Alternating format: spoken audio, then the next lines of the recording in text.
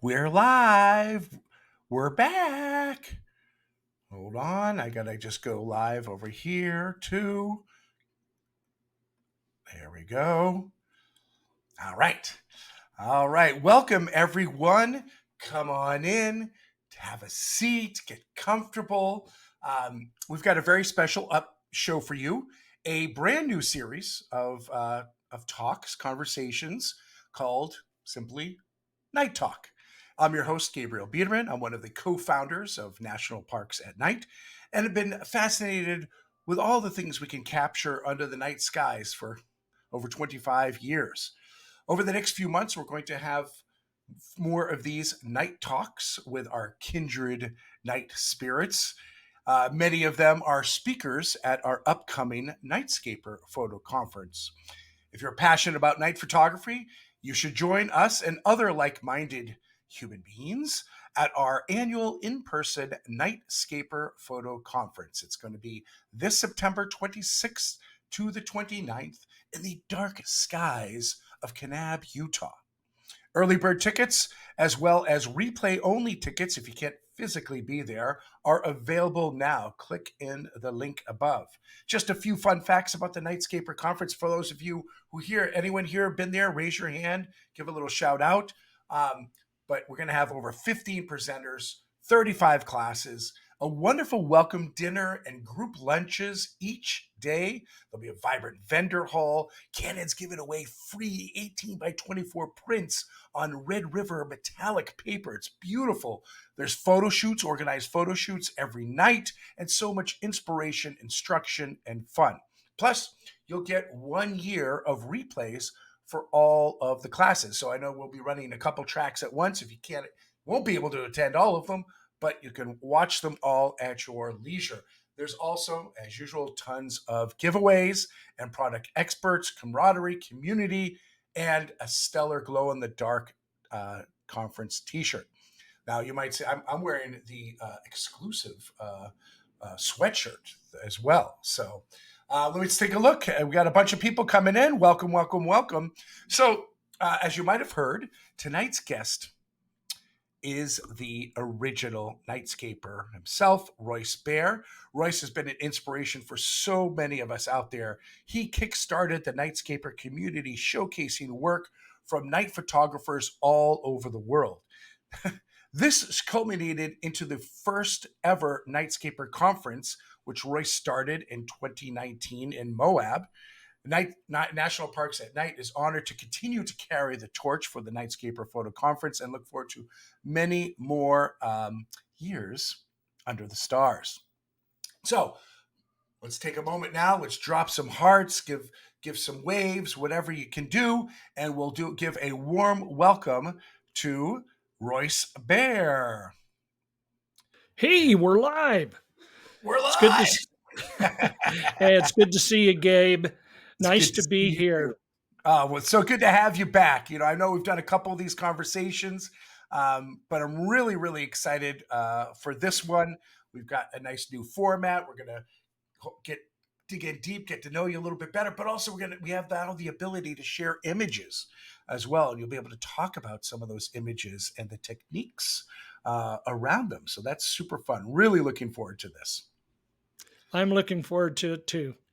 So excited to be here, and I'm so glad that the National Parks at Night decided to pick up the ball and run with this conference because I love the Night Photo Summit, and I attend every year.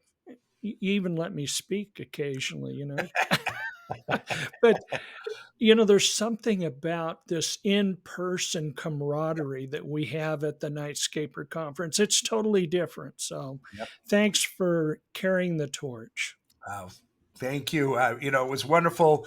I almost went. I think I was emailing before we really knew each other. Almost went to the Moab one. I was on a wait list, and you emailed me and said there's a ticket open, and I tried to. I think I said yes, but then I said no, or whatever it was. But I just couldn't make it with my schedule. But Matt and I went in 2021 to the return and the first one in Kanab, and we had such a wonderful time. And it was so great having you two there. Yeah, well, which is so great to be with everyone, and like I said, like-minded night photographers. There's quite a few of us out there. Surprisingly, Yeah, there's quite a Eh, few of us out w- there, we and are still a fairly small genre in the photography world, though, but it's growing. I think we're the coolest genre, and the ever growing. We're growing quick, you Yeah, know. we glow in the dark. What can I We glow say? in the dark. Exactly. All right, folks. Okay, I have a ton of questions for Royce tonight, but I also want to make sure that we answer your questions as well. So, if you can, I've got a couple monitors going here. If you have a question, drop it in the chat. I don't know if I have access to question the Q and A, so please drop it into the chat, please, and I will get to it as soon as I can. So, I'm thank you sure so glad much. you're doing all this, Gabe, because I'm not good at multitasking. Right, exactly. And again, That's my welcome. wife. That's my wife's thing. She does multitasking very well. Yes, yeah. I mean, I try. I put a good effort, but something usually gets left as well. Um, so let's let's go way back. Let's step into the time machine, Royce, and um, let's start from the beginning. And what got you curious about the night? Well, boy, that goes back a long ways. I grew up on a farm in Eastern Oregon, and I got to see the Milky Way almost every night. But I had no appreciation for it at that time. I was Hmm. just a kid, and I thought that was normal. And of course, it isn't very normal now, is it? But back in the early '80s is when I got really interested in doing night photography. And back then, you could do star trails and you could do things in the blue hour, and I did those together. And you could do light painting and all that kind of stuff, but you couldn't do points of light. The cameras, the highest ISO you had was about 400 ISO, and you were shooting film, but I got excited about doing that kind of stuff. And I was doing industrial photography and annual report photography. And I thought, I can shoot natural bridges and arches and light paint them up with studio lights and really look cool and show this to my clients and say, hey, if I can do this with these things that are 300 feet high out in the Tules with portable lighting, I can go into your big industrial plant, your gold mine, your coal mine, and light that up for your annual report. And it got me a lot of clients, got me a lot of recognition in national magazine. That's how I first got started. So that was 40 years ago. And now, were you familiar with O. Winston Link's work at that time, or no, or No, no. because he was a similar, he was a studio photographer, I think, in the 50s. Yeah, I'd heard of his work, but I hadn't, Yeah, I don't think it kind I of didn't use advanced him until as a recently. mentor. No, no, no, no, no. But it's a similar. What I find that is so similar with that is that, right? He was a studio photographer. You're a studio photographer, and you take that expertise to the studio and you bring it to the night, right? No one Yes. thinks about bringing the studio to the night anymore, but we have to all remember that we just need to bring whatever our expertise is. That's what makes the night different for everyone, Yeah, right? I carried big portable battery unit strobes and lit it with strobes in those days. No incandescent lights. Right, So, right, right. Yeah, yeah. right. I think he used 200 strobes to light up a Oh yeah. It's a train one time, which is like just unfathomable to think of. And that's crazy. So you were doing this as well, and finding, and also making, making money with this, right? Right off the bat. Can we get a little bit? Let's dig a little bit deeper, and I would love for you to share like a specific early night photographic adventure, um, where you learned, like, where some of these things clicked, because obviously back then this is film days and stuff like that, where we couldn't figure it out, and we're kind of just night photographers were exploring on their own. There was no handbook to it, right? Yeah, I think one of the third objects I photographed was Skyline Arch in Arches National Park. And I lit that up with some very strong lights because the film speeds were so slow. I think I was using uh, 100 ISO Ektachrome film, and of course your latitude was what, half a stop. You had to get it Yeah. right on, Yeah. and I got out the calculators, the slide rules to, and you didn't know what you got until a few days later if you had it. You Mhm. had no LCD playback, blah blah blah. But I was photographing this, and there was an amphitheater about a half a mile away where a park ranger was giving a presentation to a group of people. And he got on the loudspeaker and he said, "Shut, douse that campfire. You can't have a fire up there." And of course, it wasn't a fire. I was just using some big lights. So uh, I almost got arrested on that one. Well, that was before they put the no light painting rules into Oh effect. yeah, this was Yeah. back in like 1982, 1983. So Right, right, right. so maybe I was the reason. Great. Well, then you came up with part of coming up with a low level light painting. So, that's Yeah, the whole idea is to match your lighting with the light of a quarter moon. So Mm, the light is less than or equal to a quarter moonlight. So you're trying to match the intensity of the stars. So if you get too much, you're messing things up. yep, yep. Coming from that studio knowledge, right? Coming from that you don't want to overpower and everything. Yeah, I So, was a darkroom geek at that time too. right, right. So you're out there. So your early night adventures are really a bit more on the commercial side, is what you're saying. Yeah, in the early days, it was all about making money. I had a Mhm, family. I had mhm. 4 or 5 kids. Eventually, had 5 kids, and now I have a lot of grandkids.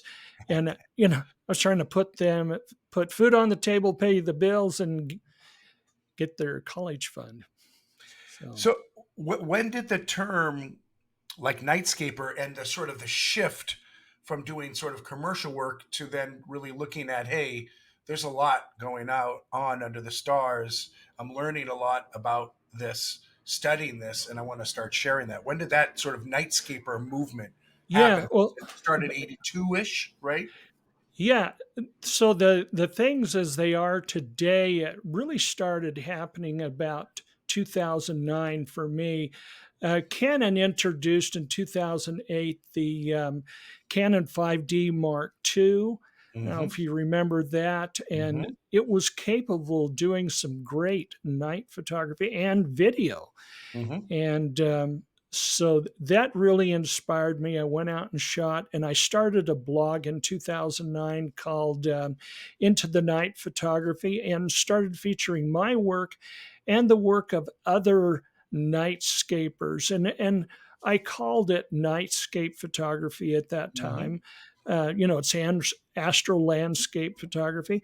Astrophotography is so beautiful, looking into deep space, deep sky. But, after a while, what really excites me is pairing that with an earthly foreground feature. And that's where the word nightscape came into being, night photography, astro night, night photography paired with landscape. So it Mm-hmm. became nightscape. Now, I didn't invent the word because that word was already out there and being used for everything from, oh, landscaping lighting, to light your landscape Okay. All in right. your back of your house and that kind of thing. So I didn't invent the term, but I'm the one that made it popular, uh, quite popular for astro landscape photography. Yes. Yes. That's right. That 2008, I think, was that sort of that big move, right? Um, the camera shift where again all the sensors got better. Canon sensor, Yeah. I think Nikon came out with the D700 at that time, and we really start to see cameras get to ISOs of, you know, 6400, right? I Yeah, mean I was before. shooting. Yeah, I was shooting that camera at 6400, and that was a bad thing. It really should have topped out only at 3200, but even 3200 was pretty amazing in those days. Yeah, And yeah, but so that's how I got started. I thought, my goodness, we could shoot the Starry Night Sky as points of light now, and uh, and then 6 years later, I came out with uh, Milk the Milky Way Nightscapes ebook, and um, and that kind of nice. helped. We got a couple questions already. Oh, So wonderful! our buddy Juan from Seattle, hello Juan. Hi, Uh, Juan. he, he's asking if you were ever a member or did you participate, learn from. This is a fun fact. This was the first website on night photography, and it was called the Nocturnes. I didn't. No, Okay, I should all have. right. I Yeah, heard of it, and but I wasn't a member. I did go, look at some of the stuff on there, but I yeah, yeah, yeah. I wasn't a member. Yeah, I also enjoyed it from abroad, but I would submit. So I got into a couple online galleries at that time. But for those of you, fun fact, I don't think the website's and there anymore. But the nocturnes.com was the first night photography website out there. Hmm. So in the year 2000, I think it was 2000, 2001. Boy, that does go back a ways. Yes, That's exactly. when I had my first professional digital camera, Yeah, right. That's when digital which was the started to become affordable. yeah, Right? it was maybe it was 2001, but it was the Fuji. It had a Fuji sensor on a Oh, the Nikon Fuji body. Nikon thing, right? Yeah, Oh, and you're it right. was Yes, 6 megapixels. It was the first camera to have do a full 6 megapixels. yes.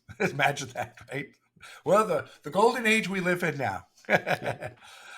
We have P. Galuzzo is asking Royce, are there still locations on your bucket list for shooting nightscapes? Oh, definitely. I still haven't gone to the Adirondacks. Back where you live. Hmm. That's a national park I would love to go see. I want to get to the southern hemisphere and shoot the Atacama Desert in Chile. Yep, Yeah, yeah. yep. Yeah, that's a. Maybe Yuri Bolensky will take me under his wing. Have you So done anything in the southern I hemisphere? have not. So Oh, no that's Australia, no New Zealand. So that's my next big goal. yeah, Is to head down there. yeah. That's a good one. It just happened for me over the last couple years. Easter Island is good. I will Hmm. say that's a good one to do. But yes, the Atacama, that whole area around there, that is obviously the bee's knees for just you won't have to worry about clouds. What's it like? They get like 10 or 20 cloudy, rainy days a year. Hmm. So it's just Yeah, yeah. The humidity there is only like 2%. yep. But the seasons are flipped, and you really have to go in our winter, their Yeah. summer, which means a late Milky Way or an early Milky Way, however way you look at it. But like, yeah, going like maybe March or April seems to be the time that a lot of people go. And well, we all hope that you get there very soon, right? Yes, that'd be neat. And up, Sean from Tucson, who was enjoying a ton of auroras with Swaros, which was awesome. Love seeing your shots, Sean. He is asking, did Royce catch any of the auroras this last weekend? I did. I only went out one night, and I went to a dark place that's between Salt Lake City. Well, it's near the Nevada border. It's called the Knolls Recreation Area, and it's about 75 miles from Salt Lake City. There's a dark area that's about a border two, And I went out there a few weeks ago and go out there often, and there was not a soul out there the whole night I Wow. was there. Well, I went out last Saturday, and within minutes, there were over 200 people there driving around. It was like a big Mardi Gras party. And, I still got some great The word shots, got but out, right? the word got out on social media. There's this dark place. You ought to check it out. Yeah. So anyway, I What? took my wife out there. She got to see the aurora for the first time in her life, and that was the main reason I went out. I had seen it as a little kid back in Eastern Hmm. Oregon. Hmm. But this, in in Utah, in Arizona, in Southern California, all these places. What a blessing! What a What blessing! a chance of a lifetime! I mean, Uh, this yeah. hasn't happened for what, over 20 years. This far south. And to this magnitude, I think was Yeah. just outstanding. I mean, When really, we have a G4 and G5. yes, yeah, it was outstanding, and I'm so you can't. You're scrolling. It's like now everything is the Instagram on Instagram has got it, and it's awesome. It's so amazing because for so many of us, I think we always thought, oh, I'm never going to see it. Yeah. I've got to travel really cold, really far north, all this stuff, but that we could have it and enjoy it in our home, in our backyards, or the beautiful, sort of, parks around us that have darker skies. I mean, I'll be honest. I was in New York City. They didn't show up here, or if they did, our lights were A little unfortunately too outshining overpowering. them. uh, but what's Sean is saying? Yep, my workshop group had the desert to ourselves Friday night and Saturday. And so they got the first night on Friday to themselves, and then Saturday the word got out. See, Sean, you should have posted anything, and then Yeah. no one would have known. Exactly. Everyone, next time it happens, like post it like a week later. Yeah. Yeah, but no, it is, and it's great. As Sean's pointed out, that everyone just came outside, and probably everyone's jaws were on the cactus, drooping very low because it's just outstanding, amazing. So that amazing, amazing. Uji Wat Uji Waldata is saying hello to both of us.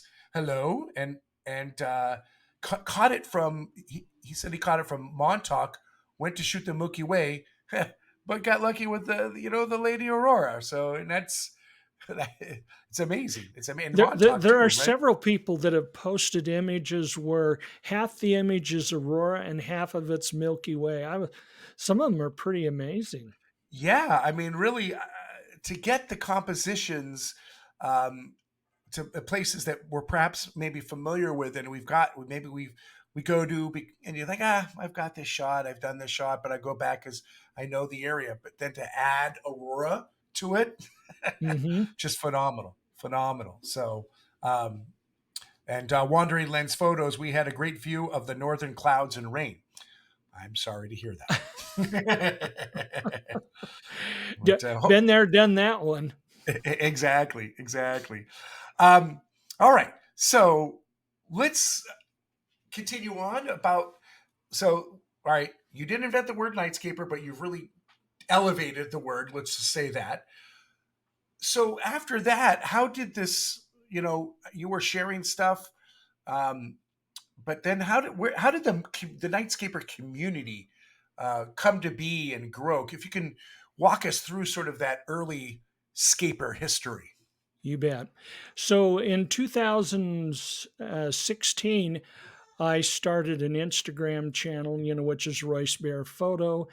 And the purpose of that, not only to show off my own photography, but I try to feature someone in the Nightscape Mm-hmm. community, showcase them several times a week. And now it's usually about 5 or 6 times a week. I don't post on Sundays, but, you know, just like B&H doesn't do business on Saturday, That's right. That's right. yeah, it's the same thing. Same But thing. anyway, so those people, uh, I put an R after the word nightscape and it becomes a pronoun that you Hmm. are a nightscaper. You're a person who does nightscape photography. And so I started showcasing those people, and that's where the word nightscaper came from. And then a year later, in 2017, I started a Facebook group called Nightscaper that has about 130,000 members, not followers, members, people Hmm. that Hmm. actually, a lot of them participate. And one of the rules is to tell how you took the picture. Is it a single exposure? Is it tracked? Is it blended? Is a composite. Exit information is good to have too, but tell the story behind it. And we take people from there and people who use the tag Nightscaper and feature them on my Instagram profile. Hmm. So that's how that came about. And then, of course, in 2019, we had such a great following that we decided to do a conference and brought speakers from all over. And then Nice. in 2021, we skipped 2020 because of COVID, and you showed up. You and Matt showed up. Then we showed up. And yeah, and Because enhanced of the you, the inspiration. And I mean, I gotta say, the Instagram, the Facebook, that sharing is, I don't, to me, I found it was unprecedented. And I learned, I've read a ton of books. I've been doing night photography for so many years, but there was so much there to learn. And it was such a global education. Not only learning, and people are sharing how they're taking these images, but we're seeing images from all over the world, right? This is yes, the yes, beauty of that online community.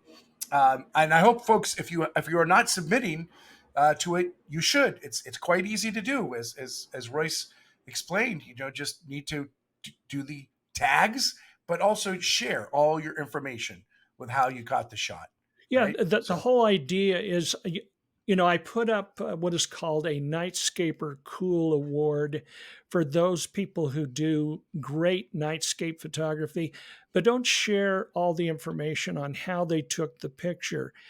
What you really want to get is just the plain old Nightscaper Award, where you share how you took the picture. And if you share how you took the picture and I like it and think it's cool, you get the Nightscaper Award. So, yep, and nice, I give out at least 5 of those a week. nice. That's great. That's great. All The right, we've whole got some. idea, yeah, the Yeah. whole idea is sharing, like you said, an education. Hmm. And Yeah, it's trying to that's it. prove that they're not everything out there are fakes. Right. Yes. I did see one of the Aurora shots one guy posted from London, right? And he posted these incredibly vivid ones and I'm like, "What?" But he was right there Mm, and said this was a composite. I yeah, did right at the beginning. But so many people don't read. Don't forget to read. Don't just look at the pictures, read it, right? yeah. That's the beauty of it. Um, so all right, well, the comments are coming in. We have Jodrin is saying, I happened to be on a Milky Way trip through Eastern Sierras last week. As a very beneficial side result, I got to witness and shoot the aurora and Milky Way at Lake Tahoe. Right on. Um, Continues, who got me into photography based on a talk in Sunnyvale, California? That's you, Royce. Many thanks to that. Well, thank you. Yeah, Ah, I remember that night in Sunnyvale, California. Almost didn't make it. We had a late flight that day. oh, And wow. I got Nice. shifted Nice. around like 3 times, 3 different airplanes. Almost didn't make it. Wow. We have also from AZ. Wait, hold on. Where we go here? AZ Honeybee is saying, I would like to see more women photographers featured on the Nightscaper pages. I don't know Well, if. that's a good point. Hmm. Now I have a broadcast channel on the Instagram. It's Hmm. just it's called the Nightscaper Lounge. You ought to check on that. We had a discussion just last week on this. My statistics show that 20% of the people who attend our conferences and my workshops are women. Hmm. And the big question is, why don't more women join, you know, Hmm. Nightscaper type things? And we had a panel discussion on that in 2021. Bedamaya Foote led that Hmm. panel discussion. And three of the things were they're scared of going out alone and they can't find enough women to go out with them or men to go with them. The other problems, they're scared of critters that might eat them. Who isn't? Yeah. I mean, You even know? us guys are afraid of that, but they're also afraid of two-legged creatures. And the Mm, third thing are, you know, restroom, bathroom issues, you know. So some women will dehydrate themselves and get headaches, cramps, fatigue mhm, because they don't want to deal with the embarrassment. And boy, I understand that. mm. Yeah, well, I mean, I will say, ever since I've been doing night photography since the '90s, and back then, right, it was very few women.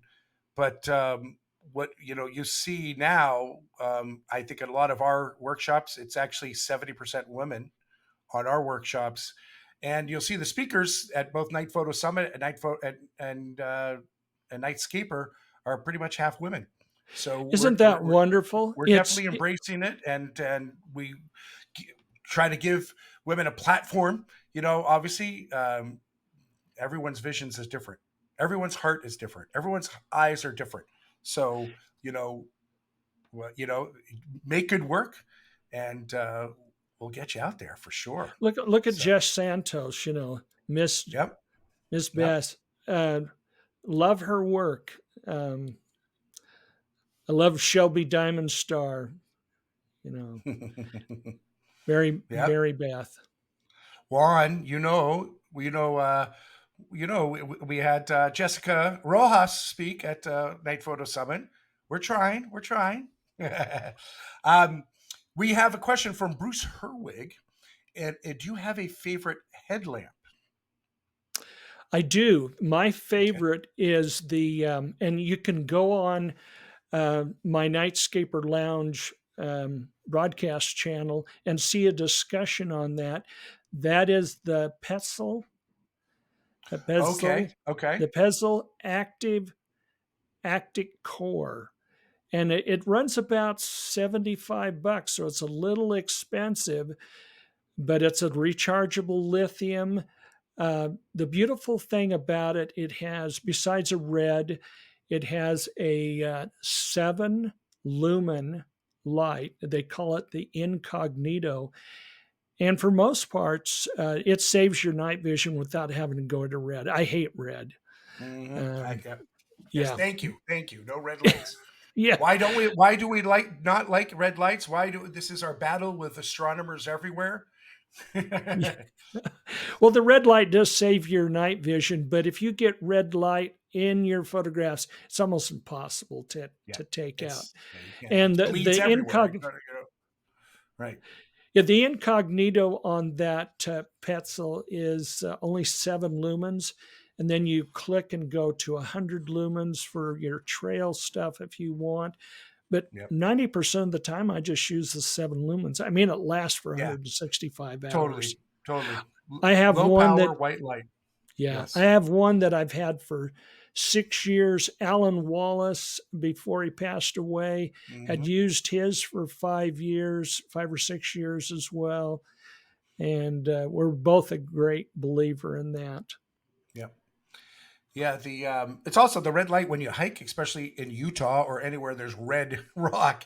Right. There's no sense of depth there because red on That's red. just Right. So true. Yeah. that's very difficult. So folks, for safety, for good photographic, use like a 7 to 10 power, 5 to 10 power white, low light to get around, and try to let Scientists your have, eyes adjust too. Be safe, of course. Be safe, yeah, but scientists have said that low power white light is just as effective as the red light. The red light, most red headlamps are 5 lumens. So that Mhm. incognito setting is only 2 lumens more. Whoa. Okay. Yeah, yeah, Yeah, yeah. very Right, right. low. And most people are using a headlamp that is 100 lumens or Yeah. more, Yep. because that Petzl active core will go to 350 or 450 depending on the model you buy. So if you really want to reach out there, and there are times you need to, you can switch to that. I think there's one, a buddy of mine, Michael Hollander, has got one called the Smile headlamp or something like that.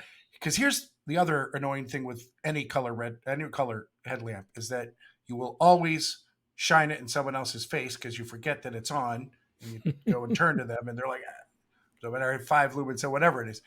But there's this one he's got this called, I think it's called Smile or something, and it as soon as it sees the angle and it goes down automatically. Oh, Like you don't wow. have to. That is Yeah, way that's a pretty cool. cool one. If I find out that, I'll put it in the comments below Please do, for because that because that was a really I'm cool, always wonderful taking feature. mine and tilting it. When I come up to Yeah. somebody, I'll tilt it way down. Yep. Oh, somebody wants to come visit me. I don't know. Um, let's share some images. I love this new feature. We're in Streamyard here, streaming to Instagram, but and what the thing I missed most about just going IG live is that we couldn't share pictures anymore. But with this, we can now share pictures, and we're going to look at some images. Royce is teaching a brand new class at the Nightscaper Photo Conference. It's called Star Trails. Super simple, better, and awesome.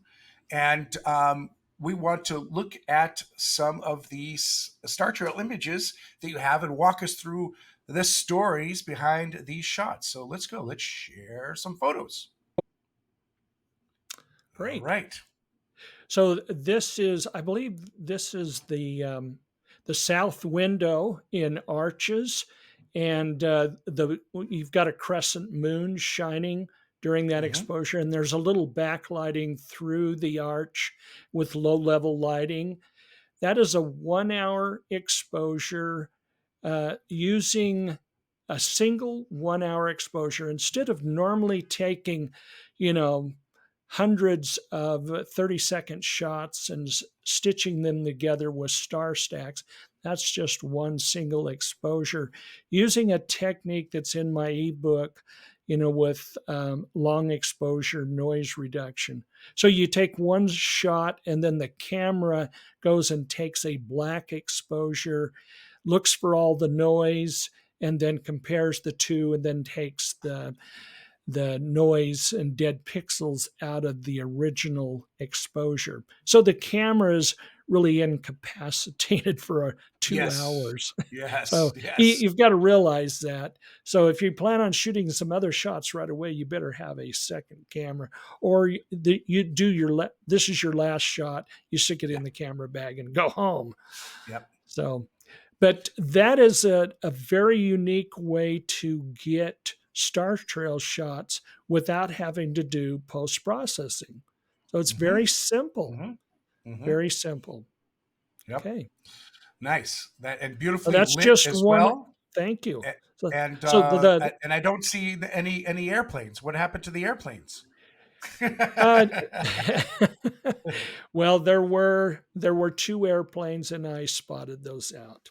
Okay. Okay, good, good, good. And Sean's asking, what would you do if someone walked through or a car light hit your scene during that? That is a really good question. Usually, that doesn't show up if they don't have a headlamp on. Oh, that's some interesting interference. Yeah, that's this is where we're listening to Brooklyn. Go on. Oh.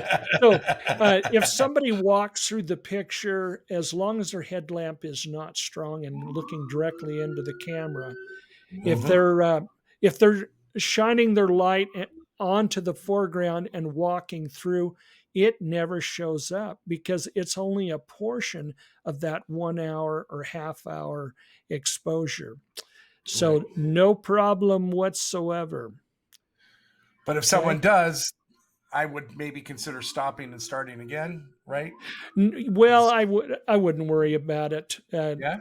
Trust Good. me, I've done several of these, and there's very little problem. As long as Well, they don't last, as the light is not directly into right. the camera lens, there's no problem. If you have a car headlamp go across, a headlight go across this scene and it only Hmm. lasts for about 10 or 20 seconds, it rarely Hmm. shows up. Yeah. Well, Okay. and then there's generative fill to fix everything. Yeah. I have to say, so we're at this workshop and we're testing it out and we're working on one of the students' images, and she had a beautiful image, but in the left-hand corner there was this like an iron gate, and through the gates were either a couple students or there's bright lights coming through, and it was very distracting. But it's like, boy, this is hard to remove because there's just all the shadow bars and the lights Yeah. coming from behind. So what I was saying, hey, let's look at this generative fill, see if it works.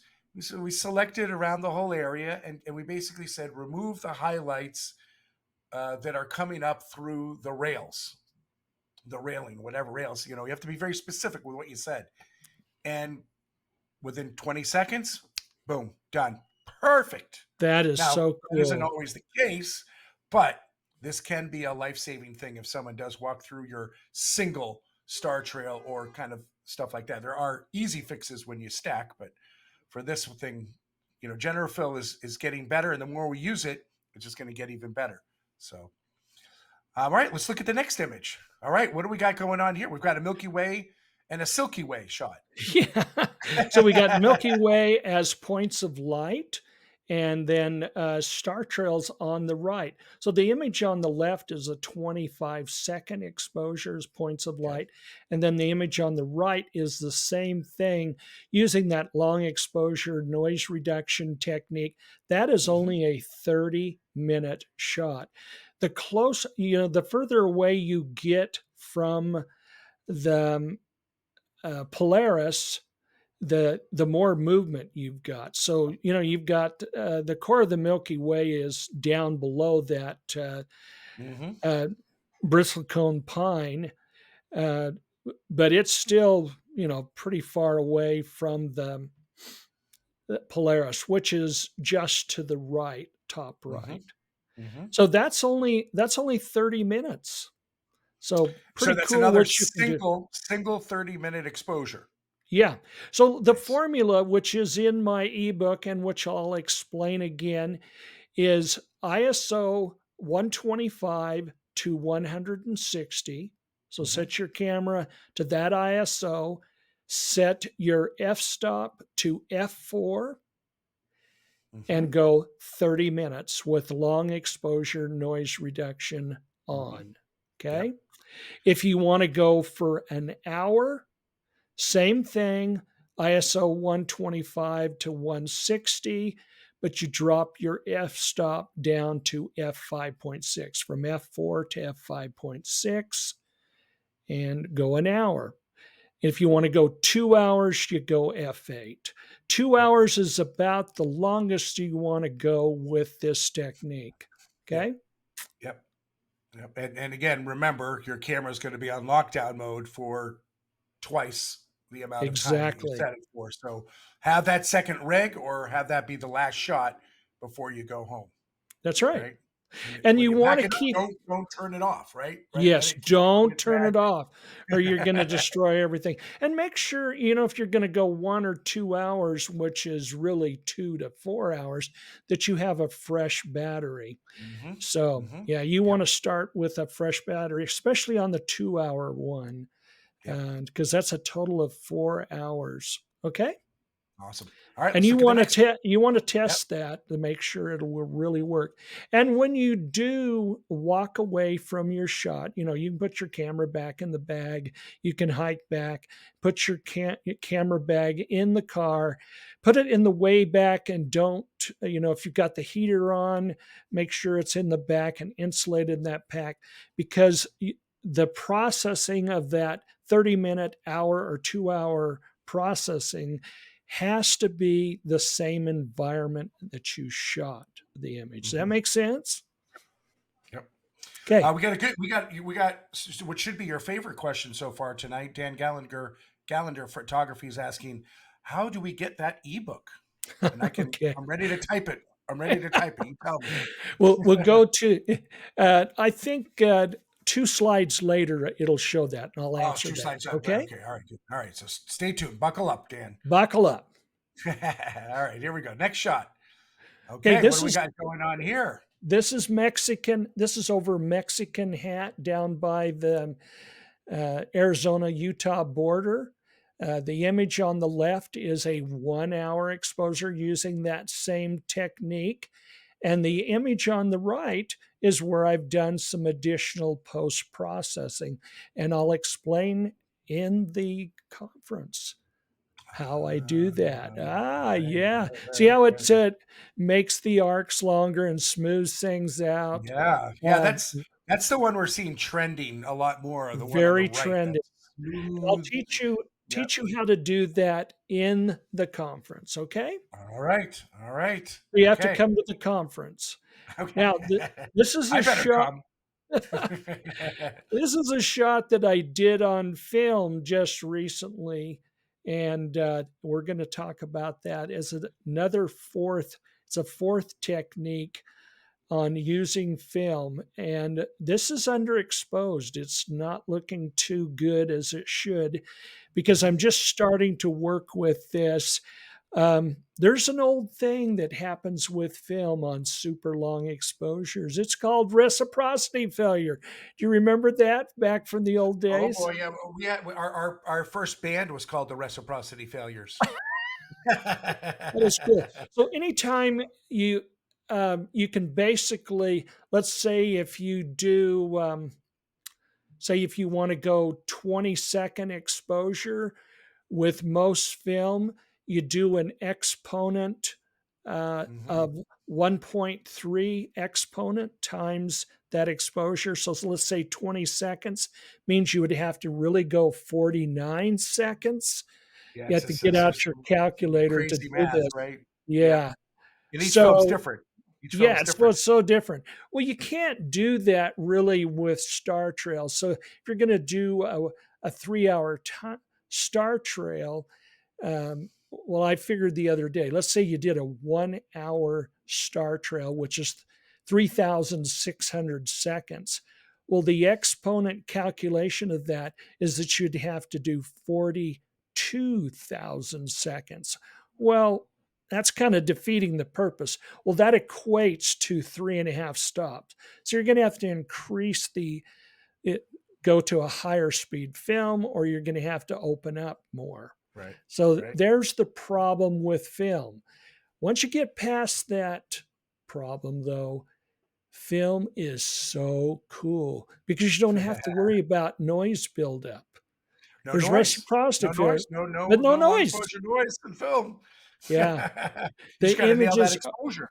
Yeah, you just got to Well, nail that exposure. here's the thing, Royce, is that I remember the days when I was first starting out, right? We shot film and we shot film the opposite of way people shoot today. Everyone goes out for the new moon. Back in the film days, we would go out every full moon because we needed that moonlight to get to balance the exposure and to get enough light to really Yeah, be sensitive get enough on the shadow film. detail. Yeah, Yeah, exactly. So it's funny how it's all flipped. And anyone here in the comments, are you here at the channel? Drop in. Are you guys doing any film, shooting any film at night? It's tricky. There's a lot of you got to know each film's reciprocity failure and then change your development and everything else. So if you are, drop it in. Let us know how you're doing with that. And the other caveat, I would only shoot medium format at night because you might only shoot 3 frames. You're shooting what 1 to 3 hours for each shot on film, yeah. right? The first roll of 120 film that I sent to the processor only had one exposure on it, and it was totally blank because the camera was 30 years old, and the shutter spring was so weak that it didn't Yeah, even open. So I had to get it yeah, repaired, then start yep, over again. yep. I And there's that, right? can tell you a long story. I'm sure we could commiserate quite a few. We got a question from Nathaniel's Art is asking about Star Trails, and this is actually a real good question. We should touch upon this. Um, Easy trails are easy in the Southwest, easy trails, but in the Southwest summer, that sensor cooks up really quickly. Um, Yes. will that long exposure noise reduction still work at like when it's 90 degrees at night? Yeah, You know? it will still work, but it does cause a problem. Bring your blue ice packs. Okay. No, Yeah. I'm serious. Yeah. Um, Okay. Yeah. yeah, there are all kinds of ways to cool this down, but there are problems. For $150 to $200, I had Spencer's camera install a heat sink on the back of my camera Okay. that pulls heat away from from the sensor. But if you're already plus 90 degrees, it isn't as effective. You need a cooling Yep. system. Okay. Yep. Yep. I'm just going to point out because Nathaniel's also saying he's going to hopefully that next new moon be shooting film. Um, my favorite films, because I still shoot a little film, but I'm slowing down on it. But if you're going to shoot color, the films with the least reciprocity are the Fujifilm Chrome films, which is like pretty much Provia 100 or 400. They don't have any reciprocity failure to about 2.5, 3 minutes. And if you're going to shoot black and white, the best film out there is Fujifilm Acros film. That doesn't hit. Acros. It doesn't hit. It doesn't hit reciprocity until 3 minutes. So a lot of us love Tri-X, right? Tri-X, as you probably know, Royce, Tri-X hits reciprocity in a second. Oh And yeah, that's the worst. it's one So of if the you have worst. Right. If you, well, I'll bring my digital camera. So I say, okay, it's a 50-minute exposure. I meter with my digital camera. It's 15 minutes. That's the shot. So if you translate that with Tri-X, that's probably going to be about 2 hours. If you were to translate that, to Acros, it's probably about 40 minutes. So you can see there's understand each film. Those are for me the top three films that I would recommend for doing night photography.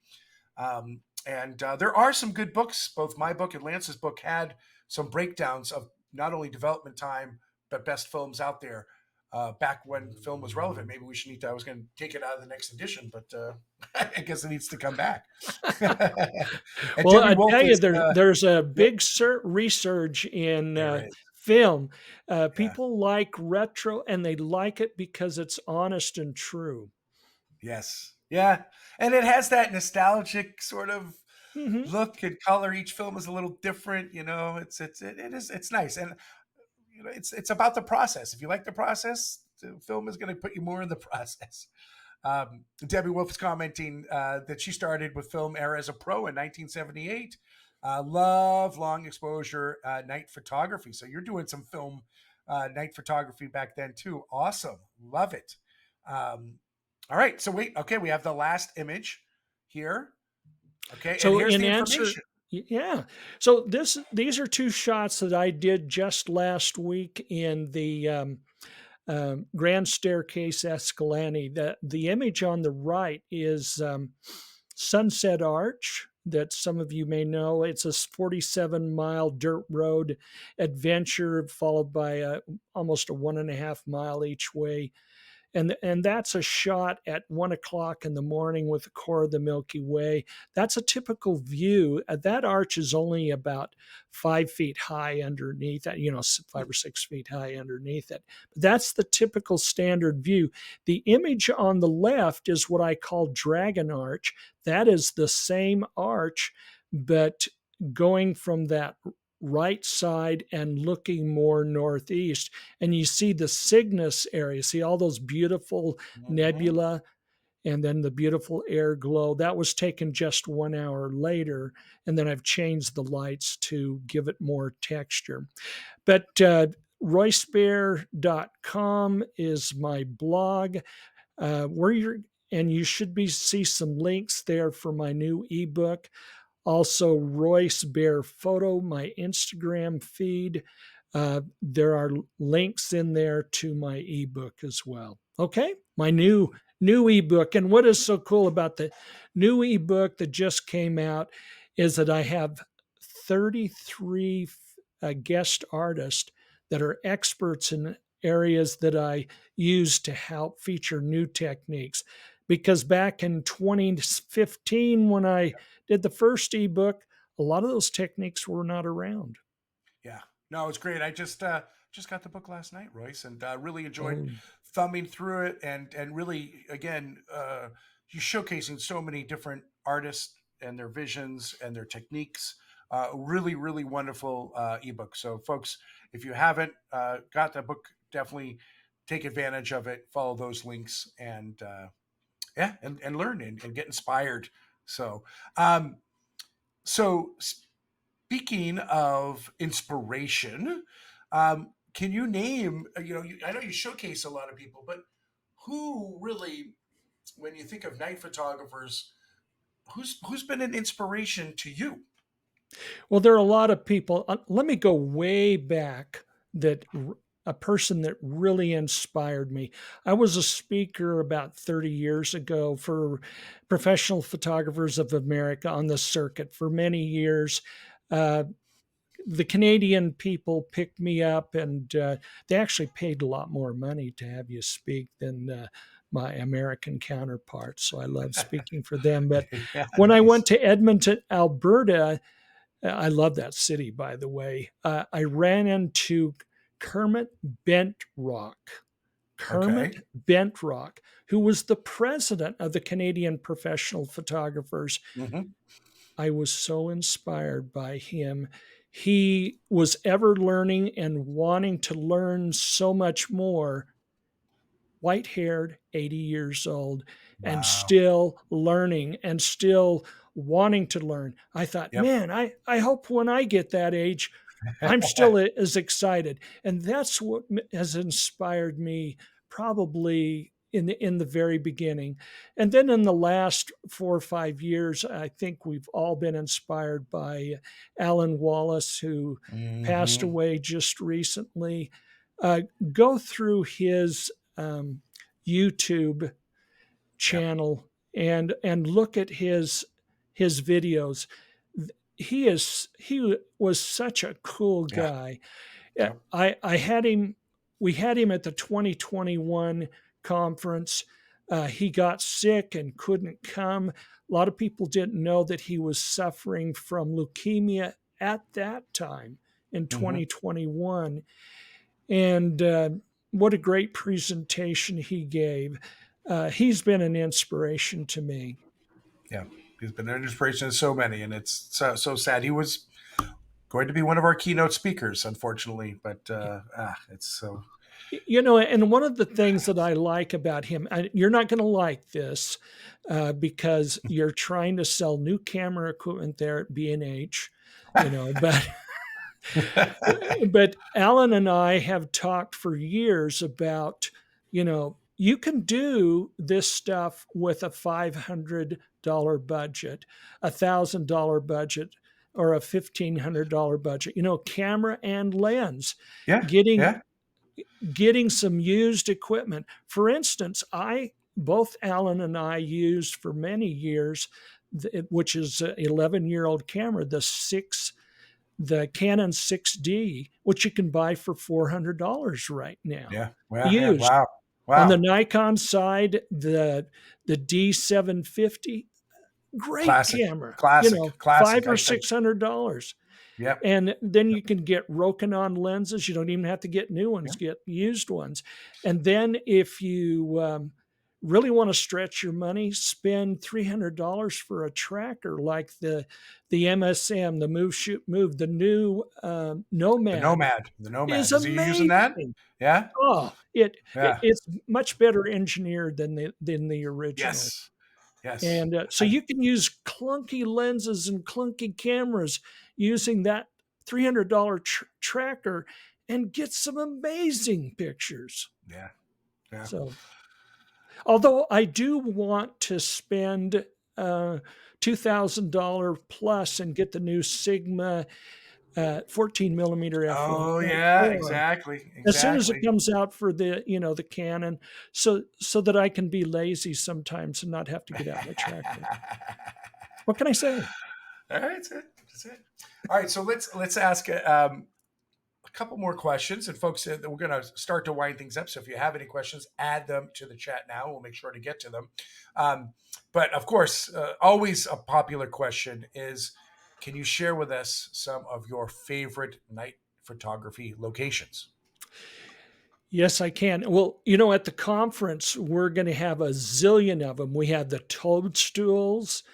Mm-hmm. We have the North Rim of the Grand Canyon, one of my favorite. Mm-hmm. Toro Weep on the Grand Canyon. Bryce is only about 77 miles. Zion is only 30 miles Yeah, no. away So, from the so the conference. Grand Staircase Escalante, Yeah. the Kanab itself is a dark sky community, right? Yes. So it's just like you, you know, everywhere you just walk a little bit or drive a little bit, and you have wonderful landscapes, so many opportunities. My Um, my yeah. favorite night's location though is Capitol Reef. I just love the variety and the darkness in that, and Hmm. it's just such a beautiful dark sky area. Bortle One and many of the in the Yep. cathedral area on the Yeah. north side. Yeah. Yeah. Yeah. It's the least used of our national parks in Utah, of our national parks in Utah. And then the part on the north side where the Cathedral Valley area, only 5 to 10% of the people who come through the park go to that side. Yeah. So, Yeah. just very cool. Uh, as far as alpine areas goes, I still love the Grand Tetons. I was doing, yeah, I love that place. I was Okay. doing a workshop here about 7 years ago, and had a guy in the group say, "Oh, it was our last location. We were going to Jackson Lake." And I said to him, I said to the group, "This is going to be our last shoot for the night." And, it's getting kind of late, 1 o'clock in the morning. This is in the summertime. And he said, I think I'll pass on this. I said, why? Well, because I shot this last year with another workshop leader. So, I've done this same location where you're going to do at the marina. And I said, well, you haven't done it with me. But more importantly, you haven't done it on this night. These I know, atmospheric right? Exactly. conditions, it changes. And he said, "Nah, I think I'll pass it." This was on my bucket list last year. I filled my bucket list. I hate this bucket list mentality. You know, so he I mean, he went if it's back. on your bucket list, you're gonna. I would think you'd want to spend more than one night there. I'm Yeah. sorry. So so he left, and the rest of us went there. I've got to tell you, of all the times that I've been to that location, was the most beautiful air glow I have ever seen in my life. And he Yeah, missed it. yeah. Y- See, y- this I go to these locations all the time, but every night is different. every night's different. I mean, there's a reason you and I have been doing this for many years, right? And it still excites us, right? Every night is different, even if it's the It's, same night from a year ago. It's different, yeah. you know. Yeah. Um, Don't yeah, get me started on this because yeah. I get Gotta seize the excited. night. You gotta seize the night. Yeah. Okay, we got some questions coming in. Um, Juan is asking, do you have do you print your work? First off, I Yes. should ask. Okay, Yeah. and do you have a favorite paper, or like, are you using metal a lot, acrylic? What's your go to for printing? I used to be real heavy into Somerset velvet and into Okay. canvas, but I Hmm. think a lot of us have shifted to metal prints, Hmm. the glossy metal prints. Boy, if you get a good printing job, Yeah. and um, I love Bay Photo Hmm. for for that. I also love a lab right here in my hometown called Replicolor Labs. So Okay. replicolor.com. They do uh, they do the most amazing metal prints. You got to give them a try. Yep. Replicolor Labs. Replica color. It's just a You know, mom and pop, just a nice, man and his wife. nice, nice. Um, it's I was blown away at last year's Nightscaper conference. We had Canon come in with their large format printer, and Red River was a paper sponsor, and they were touting this metallic paper, and it's called the Polar White Metallic paper, Ooh, and it was outstanding. We went through a roll of that in like 2 hours. Everyone was like, when they first saw their night image come out, because I agree with you that that our night images need luminosity. They need to be glossy, right? yeah. And I'm usually not a glossy guy. I like matte papers, technically, back in the darkroom days. But really, to make that give that night work a little extra, that luminosity and brightness that we don't you're not getting from the backlit screen. I think glossy papers like and metal help with that. But boy, there's a lot of fun metallic papers. So those metallic papers are going to be a little bit more archival, obviously, than the metal. But this paper was. I've asked them to come back with that. So it's looking good And that this was Red everyone River. Red River, right? That everyone who comes to Nightscaper will get a free 18 by 24. I'll ask them to bring 2 rolls this time of the Metallic Polar Pro, but get in line and get it first. So How fun. There's nothing like printing your own stuff with an inkjet printer. I owned yeah, a company many years ago back in, I sold it in 2004 called inkjetart.com. that's Some of right. you may have remembered that. I bought my house with some of the profits when I sold that.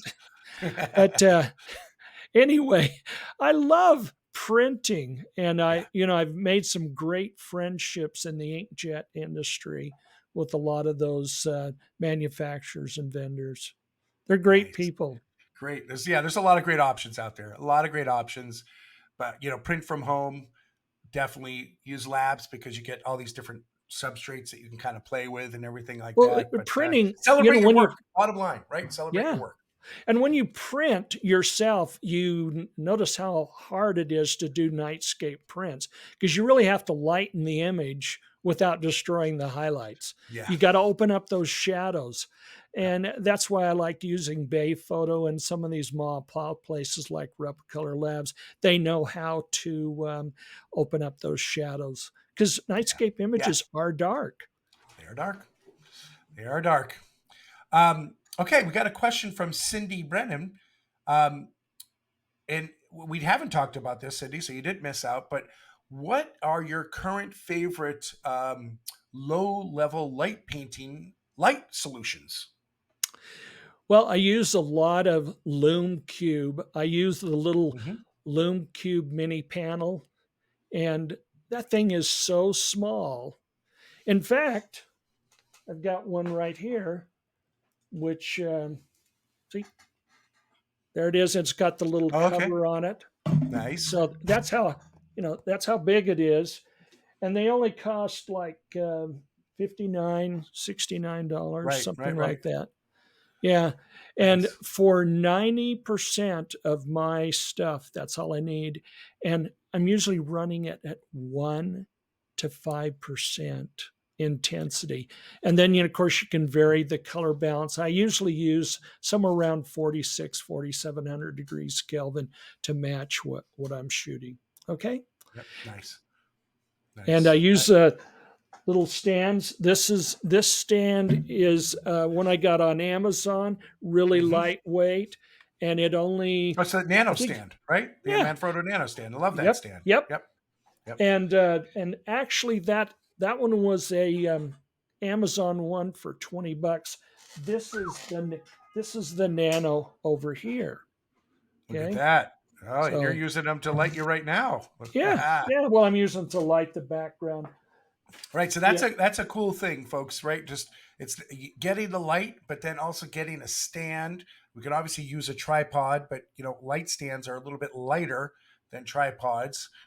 So getting a stand, especially if you're a one-person band out there at night, that's going to help you from running around, tripping, and stuff like that. But you can really set it up, and what you see is what you get with that. And yeah, the, one the thing percent I like is about the Manfrotto Nano especially do the carbon, is it's Uh-huh. light, and Yep. then one of its legs is Oh, it extends. Right. So, extends. And right. You could how do often do uneven you have terrain. level ground out there That's in right. Yep. Nightscape Yep. That's a land? good one. Yep. Yeah. Yep. That's a good option there. So yes, excellent. Got another question. Sue Wright photo.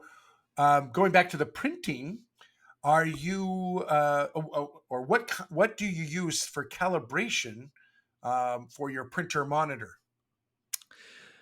Okay, I'm not into that any longer. Okay. There were several brands that I used to use Macbeth a lot, Oh yeah, so that's but there are Gray other Tag, which is ones. then X Yeah, Right, which is now Calibrite.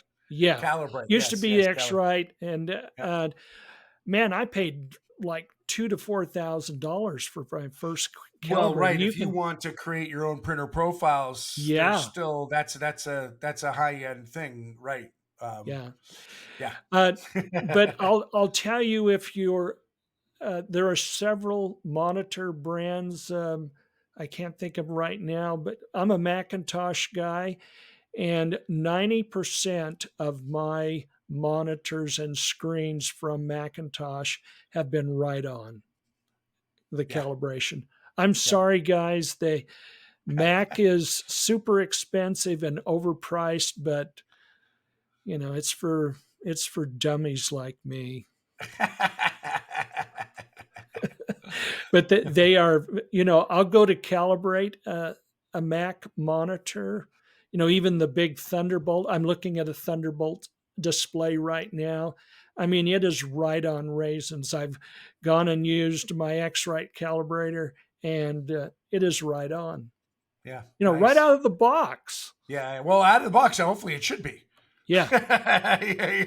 It's just like 3 to 6 to 9 months later that things start to Yes, that maybe this is shift or true. drift or something like that. Yeah. But that's great. But But yeah, no, they've been X-Rite very Calibrate, good. they're I think they're the top of the line out there. But you If you can do, go buy an Acer monitor or something like that. I think that's the brand name, ACER or something like that. And they're Mhm. not even close right out of the box. No, a lot of those they're not photo like Sean is mentioning right now. BenQ, especially their SW series of photo monitors, are calibrated right out of the box and also have 99% Adobe RGB. So those are awesome. That's what I use. I'm a big fan of those. I don't have the big bucks like you and have that Mac monitor. But yes, that brand is very good and has a good reputation. The one you're Yes. talking about. Yes, BenQ. Yeah, but I think BenQ's kind of taken over where the ISOs and ISO was just always so expensive.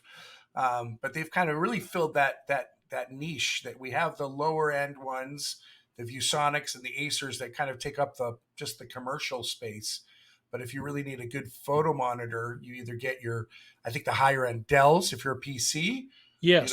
or the higher end, or the Mac, dedicated, not the iMacs. Those are hard to calibrate, but Yes. the Mac monitors. But then really, BenQ, they have a 24-inch, 27-inch, and a 32-inch solution. So and they really come at a wonderful price point in there. So that's if you're serious about printing at home, especially, you want to and seeing true colors. That's a good start right there. And even if you're sending your stuff out to a lab, it's important to have it good calibration Yes, because it is. Yep. um, Yeah. how do you talk to the lab and say, "Oh, it looks good on my monitor"? Yeah. Exactly. Well, Royce, thank you so much. This has been a wonderful conversation. Thank you all, actually here. Oh no, you're over here, not over there, right? Thank you all for joining us tonight. We're going to wrap this up. It'll be posted a little bit later. Feel free to drop in any other questions. We'll get to them. And also, one last question that I have for all of you here is, will we see you at the Nightscaper conference in Kanab this September? So let us know in there. And again, if you're on the fence or you want to learn more about it, check out the link in our bio for more information to register. We do have an early bird pricing going on right now. And again, we've got two types of tickets. We've got the in-person ticket, which comes with replays as well.